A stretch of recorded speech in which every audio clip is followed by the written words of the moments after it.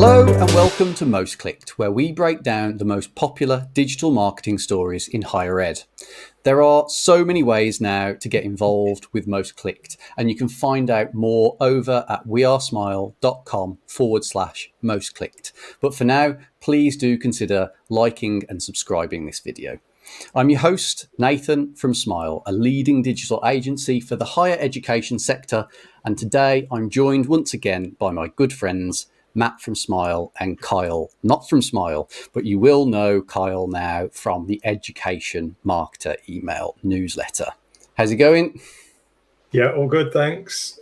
All good. Streaming live from the metaverse as we speak. I'm not really Oh no, we can't talk about Facebook for a fourth week on the bounce. We really are going to have to get the subscription money in if that starts happening. Well, you know the drill by now. Kyle, let's get straight into it. We've got some special guests again this week, which is fantastic. Over to you. Great. I'd like to welcome today Francesca, Head of Marketing from the University of Bristol, and Chris, who's a Senior Digital Content Creator from the University of Bristol. How you doing, guys? You okay? Yeah, good, thanks. Good to be here with you. Great. Yeah, great. Thank you. Nice to meet you. Yeah, thanks for coming on. You're here today because we featured one of your stories in Education Marketer this week, and it did really well. It's the highest form piece of content. And you've taken a different approach to accommodation videos that I thought was really refreshing, and it looks like it's doing quite well with your audience as well. So just to catch everyone up, what this does is, this is a standard accommodation video, but it starts out as you would expect, like a student in a room giving a wee tour. But then, the student here, she leaves her room and then goes around campus, shows these amazing places, sits down with people who are actually on campus and part of that community, and actually has conversations with them. And for me, I got a real sense of, actually what it's like to live at the University of Bristol. So I'm going to pass over to Francesca to talk a little bit more about this. And really, I'm particularly interested to hear about your thinking behind this, because it's probably easier just to do a standard room tour, and we know they work. But I'm interested why you've gone to the extra effort and what results you're seeing, and generally the thinking behind why you've done this. Yeah, so following on from really doing a deep dive into our decision response surveys, accommodation was the biggest influencer for students, we found, when they were sort of making their university choices. And it was due to, obviously, everyone's been dealing with the restrictions of COVID. So we had hoped to do some more content around accommodation sort of back in 2020, but sort of weren't able to proceed with that. So then wanted to use sort of the extra time that we had, but also then that real switch between, what people are expecting from digital content and, people not being able to come on campus and to get their feel themselves. So that was sort of a key part of our content strategy when thinking about the accommodation films, putting the students at the centre for them to really sort of give a real feel for the villages, because also combined with sort of that student first focus is that at the university we've had a bit of sort of a refresh with how we group our accommodations together. So positioning them as residential villages. So really wanted to bring out that unique sort of character and experience within each of the villages, because they've all got sort of their different feel, like North Village being sort of where some more of our older, more historic accommodation options are, also with the botanical gardens and the sports facilities there, versus the East Campus's residential villages, which are more city focused, because obviously being not a campus university, our accommodation is spread across Bristol, so really wanted to bring that out, which I'll hand over to Chris, because he was sort of the mastermind in terms of of that and bringing that out in the films to sort of talk that through in more detail. Thanks, Francesca. I think for us, because we have, as Francesca said, we have a different accommodation model here at the university. We're not campus based, we're city based, and each village has its own personality. It's in different parts of our city. So I think that's why we wanted to, probably one of the biggest factors we wanted to get across. Like, we can tell you in words how many rooms are in a building and like facilities, things like that. But what you don't get a sense of is what's the difference between living in the very centre of the city versus ever so slightly further out, or in the different parts and the different regions of the city. And that's why we specifically went down these student-led films, is so that those students that you see there lived in those villages. They got to get a sense of what it was like, and it was almost like this is my experience. Your experience may be different, but this is how I came across it. This is what it was like for me living here, and maybe this is what you'll experience. And so it's that sort of element of a trusted source. It's still a university video at the end of the day. It's not a student generated on their own YouTube channel, but it's the closest we can get to giving them honest advice, whilst also making sure that it's correct from the university's point of view. So that's kind of why we went down that route. And I think you kind of get, as you said, Carl, that sense of the differences in the communities at which are in those villages, and the way that they interact with those parts of the city. So yeah, we're pleased with how they've come out. Yeah, I think they're a really great piece. And Chris, you talked about personality there, and I think that's spot on. You get this real sense of what it's all about. And I think universities are selling more than just education now. They're selling personality, they're selling experience, they're selling a lifestyle, and you really get a sense of what it's going to be like to spend your time at your university and see what it's going to be like. Yeah, exactly. And the students are our biggest ambassadors at the end of the day. We can put a student recruitment ambassador or someone in front of people, and they may say, well, of course they're going to say that they're part of the university. But those students, they've lived those experiences. They've felt them as a student. And so for them to be able to present those videos, and those scripts that they read are very much written by themselves. We may have added the old tweet just to make sure that they're technically correct. Village accommodation blocks may have moved villages slightly or something like that.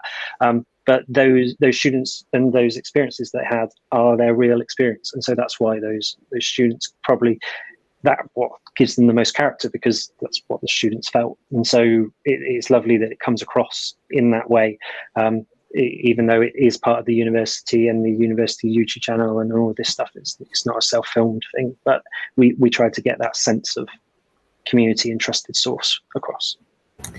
And a lot of work went into sort of the scripting process and really building a relationship with the students that we feature in the film, so that they feel confident as well to sort of share their, honest experience, which we know will resonate more strongly with then the prospective students, but also for the influencers, parents who are supporting students with the decisions that they're making, that they're feeling confident to help to support them and have this resource as well to help with what is in lots of circumstances, like family decisions that go into, deciding on what the best accommodation options are, looking at that. So we were, thinking about sort of those outlier, audiences as well, who would find this film hopefully a useful resource in that decision-making process.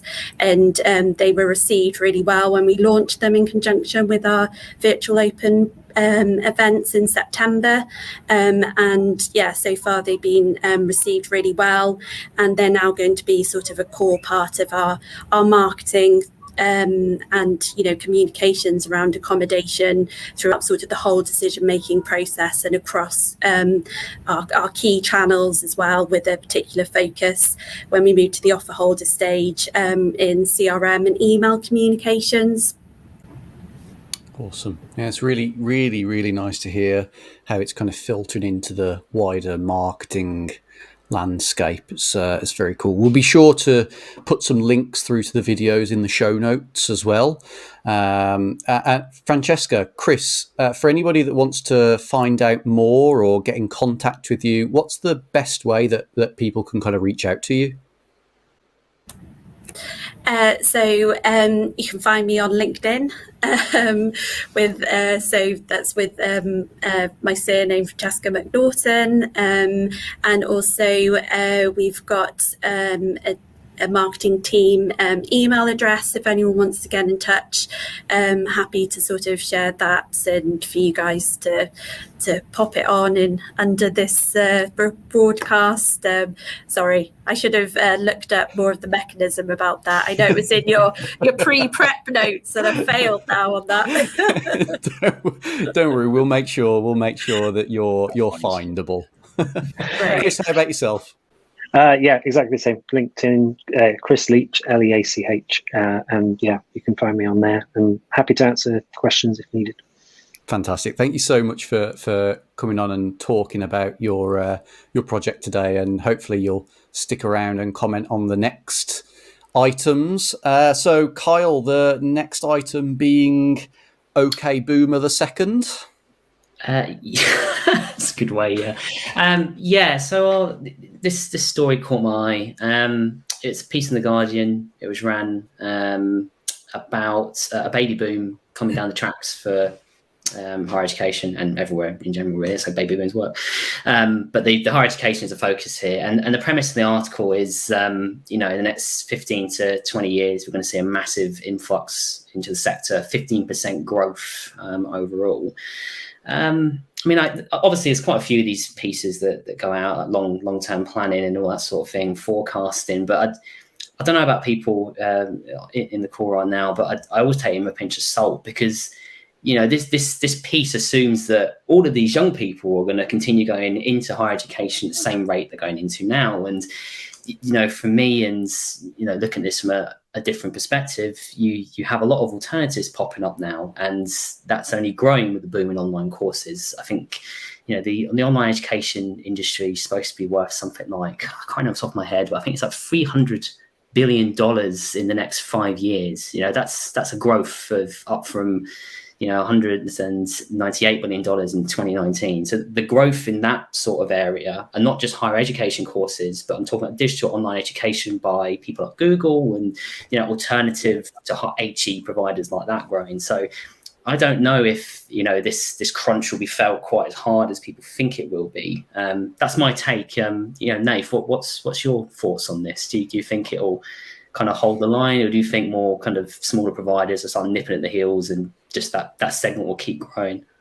I don't know. It's hard to say. I have whenever I speak to various different universities, they always seem to react to this news of the second boom differently, and there's lots of data about how it will affect different geographies and locations of the country. I think it's really difficult to tell. I think that competitor institutions, if you like, have been on the up and up for a while, and yeah, it might take its toll on some institutions, I think. But I mean, selfishly, look, I run a business that's in the HE sector. Yeah, I'm crossing everything that it is going to represent a boom for the sector for sure. The projected numbers are huge, aren't they? Like in that article, 40,000 extra students a year through to 2035. That's massive. Huge. Yeah, absolutely. Well, we will see. We will see how it comes out in the wash, I guess, really. And our third story, Kyle, is it's more video stuff. Yeah, who knew, huh? Final thing is from London Business School. It's their YouTube channel in general, not a specific piece on it.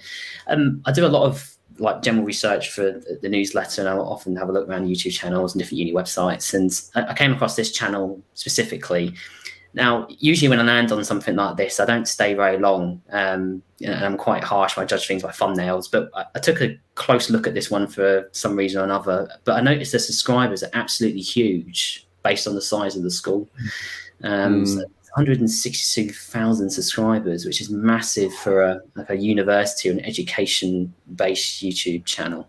And I look closer at the videos, and all the views are really high. And I'm thinking, okay, so what's driving this? And my sort of understanding is that it's because they're consistent in the sort of content that they post. So it might not look like the most well-designed thing, but they talk about the same topics, finance and leadership, and they get some really great speakers on to talk about those topics. So over time, I think they've built this reputation and relationship with their subscriber base, so they know what to expect.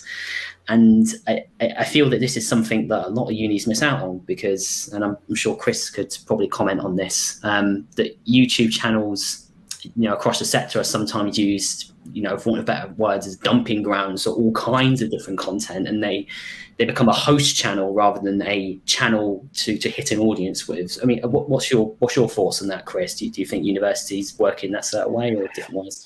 I think it very much depends.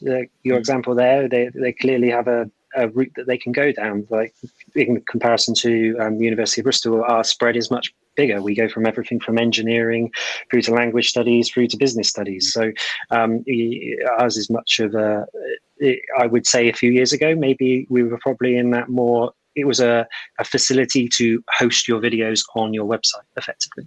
Whereas we are much more trying to curate our content a little bit more and make it, we're not so worried about the subscriber count, because majority of our videos are generated by non-subscribers.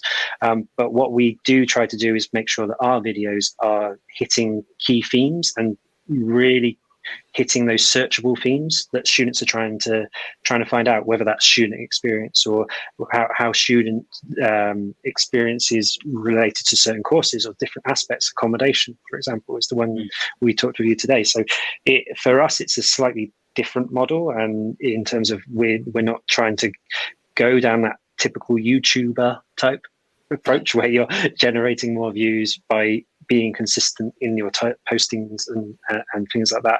But for us, it's slightly different. But I definitely think you're probably correct there, that for most universities, it is a facility to host videos on your YouTube channel rather than a specific channel, say like Instagram or something like that. All right, cool. Well, that unfortunately just about wraps up today's episode of Most Clicked. Thanks once again to our guests, Chris, Francesca. Thank you so much for joining us today.